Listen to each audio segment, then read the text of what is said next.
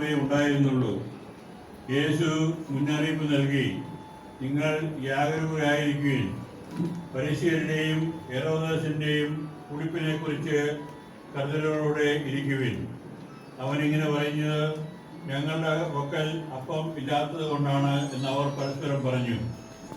ഇത് മനസ്സിലാക്കിയ യേശു അവരോട് പറഞ്ഞു, നിങ്ങൾക്ക് അപ്പമില്ലാത്തതിനെ കുറിച്ച് എന്തിനെ തർക്കിക്കുന്നു? ഇനിയും നിങ്ങൾ മനസ്സിലാക്കുകയും ഗ്രഹിക്കുകയും ചെയ്യുന്നില്ലേ? നിങ്ങളുടെ ഹൃദയങ്ങൾ മന്ദവെച്ചിരിക്കുന്നതാണ്.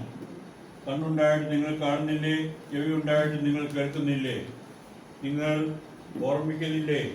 5 അപ്പവും കൊണ്ട് ഞാൻ 5000 പേർക്കായി ഭാവിച്ചപ്പോൾ ശേഷിച്ച ഭക്ഷണങ്ങൾ നിങ്ങൾ എത്ര കൊട്ട നിറച്ചു? 12 എന്നവർ പറഞ്ഞു.